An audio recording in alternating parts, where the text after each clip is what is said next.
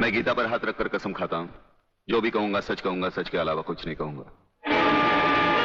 जज साहब, शहीद स्मारक पर जो भी कुछ हुआ मेरी आंखों के सामने हुआ।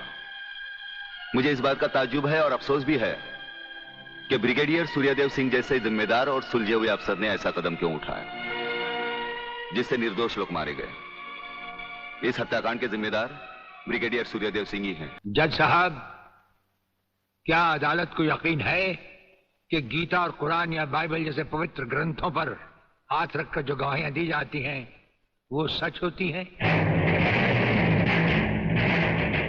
अगर इन कस्मों के बावजूद भी गवाह सच नहीं बोलता तो फिर अदालत में इन पवित्र ग्रंथों का अपमान किस लिए जज साहब?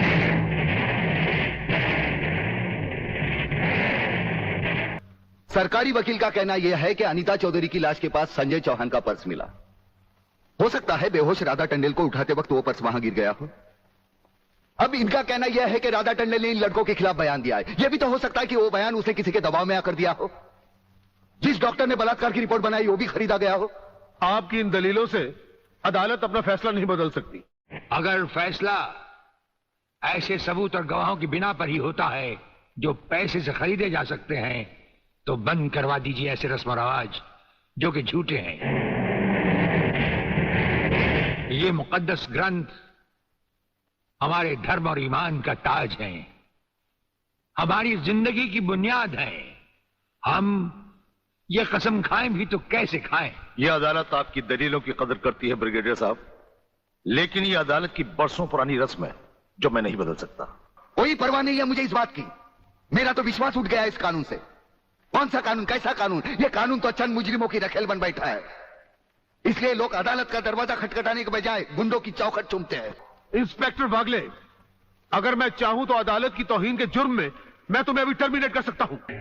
इन्हें गिने भुक्कड़ लोगों की वजह से यह अदालत शतरंज की बिसात बन गई है जहां कोई भी आकर कानून से खेल सकता है। लेकिन इन खिलाड़ियों को अगर मैंने सच्चा कानून नहीं सिखाया तो मेरा नाम भी शिवाजी राव वागले नहीं। Take him out of the court. अगर जिंदगी में किसी से रिश्वत ना ली हो तो ही मुझे हाथ लगाना।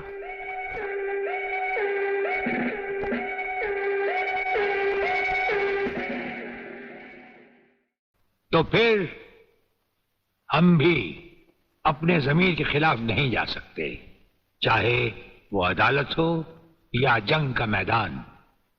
आप अपना फैसला सुनाकर अदालत की रस्म को पूरा कीजिए।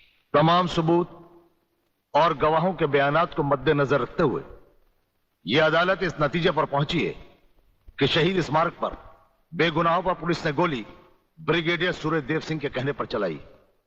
इसलिए यह अदालत ब्रिगेडियर सूर्यदेव सिंह को 1 साल कैद की सजा सुनाती है। इत्तेफाक नहीं है सर।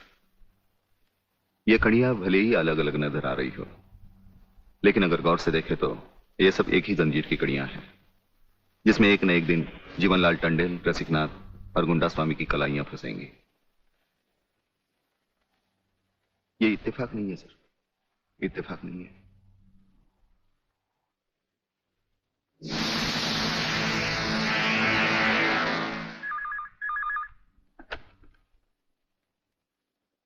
हेलो सर, मैं तुम्हारी आवाज अच्छी तरह पहचानता हूं जेलर। तुम वहां से कुछ नहीं बोलोगे, सिर्फ सुनो, क्योंकि जब से तुम्हारी जेल में सूर्यदेव सिंह आया है तुम्हारी दीवारों के भी कान हो गए हैं। मुझे वागले और उसकी मीटिंग का पता चल चुका है। वो 3 लौंडों के केस की सीढ़ी बनाकर मुझ तक पहुंचे। उसके पहले उसकी सीढ़ी के हर डंडे को काट कर फेंक दूंगा मैं। सुनो जी। मुन्ना और उसके खतरनाक खूनी साथियों को आज रात को पुलिस की वर्दी में जेल से बाहर निकाल दो और उनको समझा दो पुलिस स्टेशन जाकर उन तीनों लड़कों का बिल आत्महत्या के नाम पर फाड़ दें।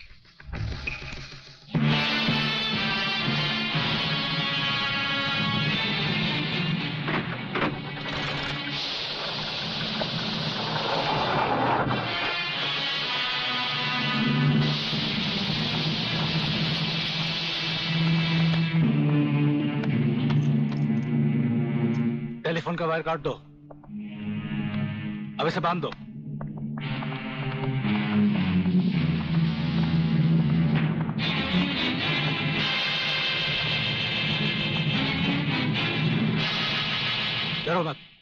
तुम्हारी जमानत हो चुकी है, हम लोग तुम्हें रिहा करने आए हैं।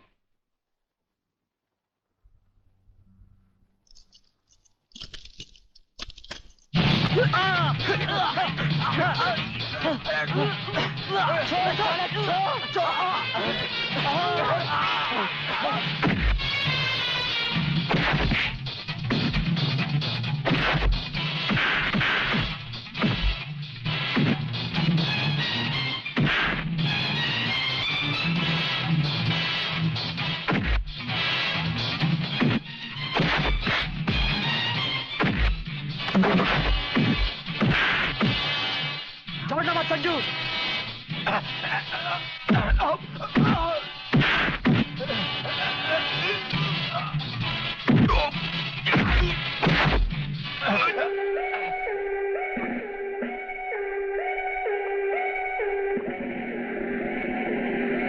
₹1500 की नौकरी करने वाला एक दिन तुझे 150 का कफन पहनाएगा प्रलयनाथ। आज से तू उल्टी गिनती गिनना शुरू कर दे। जिस दिन भी मुझे तेरे खिलाफ एक भी सबूत मिला ना, तुझे ऐसी मौत मारूंगा कि तेरी पापी आत्मा अगले 7 जन्म तक किसी दूसरे शरीर में घुसने के पहले कांप उठेगी। अबे चुप! एक लफ्ज भी आगे बोला तो भून के रख दूंगा। तू मारेगा मुझे? हैं? चल चला। अब क्या सोच रहा है? चला गोली। अपनी मां का दूध पिया है तो चला गोली। इस बदन को छूने के लिए शेर का कलेजा चाहिए। तेरे जैसा बुज़दिल और नामर्द मुझ पे क्या गोली चलाएगा? चला।